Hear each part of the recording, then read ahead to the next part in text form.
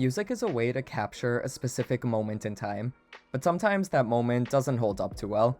The following songs are examples of this, either due to lyrical content that doesn't ring true nowadays, or due to being seen as problematic. Let's get started with number 1, Daddy by Beyonce.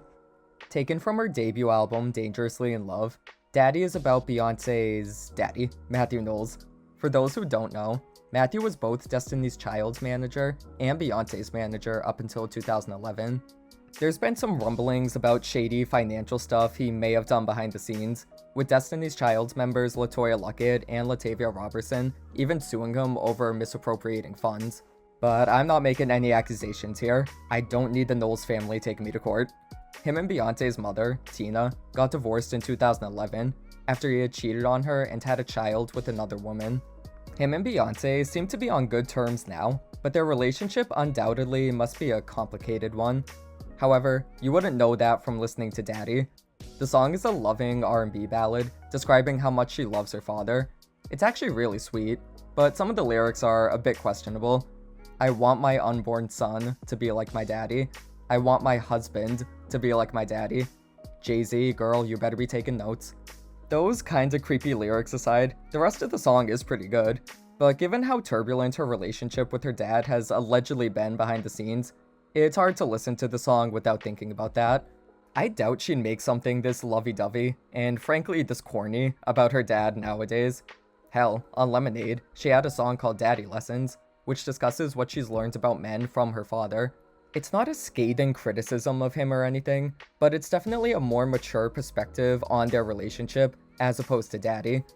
Beyonce is a very private superstar, so we'll probably never know all her true feelings towards Matthew, but if I had to guess, I don't think Daddy is the most accurate reflection of their relationship.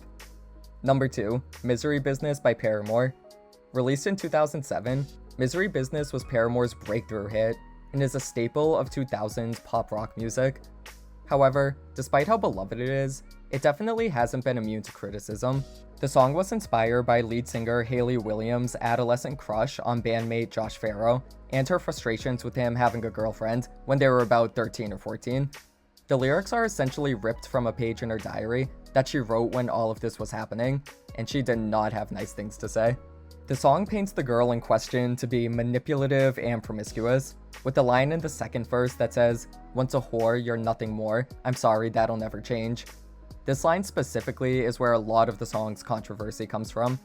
According to the song's producer, David Bendeth, Hayley had apprehensions about singing that line when she first wrote it, saying she didn't think it was right to call someone that. However, he convinced her to keep it in, though Hayley has since come to regret that decision, deeming the line to be anti-feminist and not reflective of her beliefs. In 2018, the band announced they no longer played the song, but in 2022, they added it back to their setlist, with Hayley joking that the song's popularity on TikTok made the whore line okay again, after she'd been cancelled for it just years earlier. I get why the song gets criticism. It's basically dragging another girl for committing the crime of having a boyfriend. The lyrics definitely wouldn't hold up nowadays, and neither would the video for that matter, which is a classic example of the not like the other girls trope that would only grow in popularity in the years to come. However, problematicness aside, Misery Business just goes off way too much for me to dislike it. Yes, the lyrics are slut-shamey, but I don't really think they're meant to be taken seriously. This is a petty revenge fantasy about Hayley getting her man, and while calling the girl a whore was unnecessary, I'd be a hypocrite if I said it truly bothered me. I'm a reality TV lover for God's sake, and women call each other way worse things on those shows. I think it's okay to have messiness in media, as long as people realize that's all it is, messy fun that shouldn't be taken seriously. And while this song went a little too far, it's still a banger that goes off to this day. Number 3, Pete Davidson by Ariana Grande. Do I really need to explain this one? An interlude on her 2018 album Sweetener, Pete Davidson is about Ariana's then fiancé, who she broke up with shortly after the album came out. I respect the sheer boldness it took to name a song after someone she only dated for a couple of months, but it was immediately outdated once they broke up. I remember seeing the song on the track list and thinking, yup, this is not gonna age well, and I was correct. Although I will say, it does fit in perfectly with Sweetener's overall themes of being happy in the moment and temporarily blocking out life's negativity. I don't doubt that this is exactly how she felt about Pete when she wrote it. And given how Sweetener is about finding light in the darkness, it's not like the song itself has necessarily aged poorly, since she never actually says his name in it. It's really just the title that places it firmly in 2018. Still, I do think it's cool that she memorialized this brief relationship on one of her own bodies of work in such an in-your-face way. Maybe her next album will have a song called SpongeBob. Number 4, Piece by Piece by Kelly Clarkson. Speaking of failed relationships, Piece by Piece is a song about Kelly Clarkson's now ex-husband, Brandon Blackstone, and how his love for her and their baby is everything she never got to experience with her father. The song itself is great. I specifically love the album version, which is a lot poppier and more upbeat than the stripped-down piano version that got played on the radio, but both are amazing. However, considering how nasty her divorce to Brandon has been, the song's message sadly doesn't ring true anymore.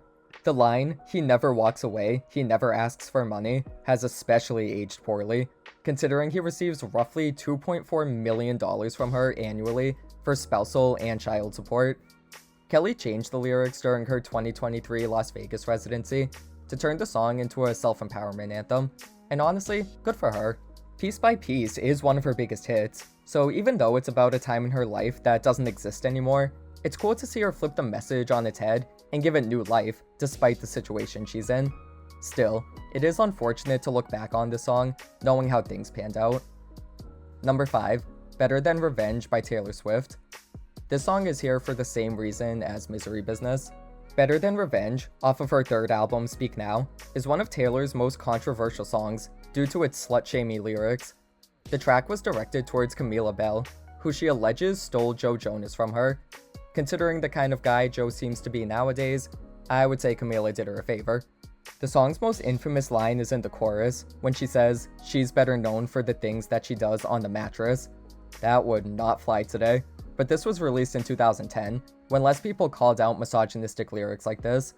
In all fairness to Taylor, she was 18 when she wrote this, and has since stated the lyrics are no longer reflective of what she believes.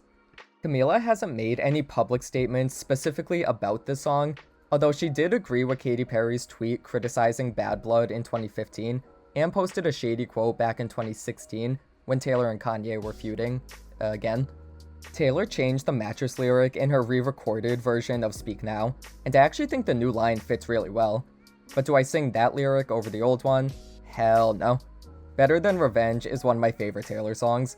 I love the heavy pop rock production, and how fun it is to scream along with. Are the lyrics wrong? Sure. But the song slaps too hard, I'm sorry. While I do think it is very immature, there's something cathartic about it. Sometimes you're just mad at someone and you want to let it out. And while it was wrong to publicly slut-shame someone like this, I'm gonna have to put my feminism aside when this song comes on. It just goes off way too much.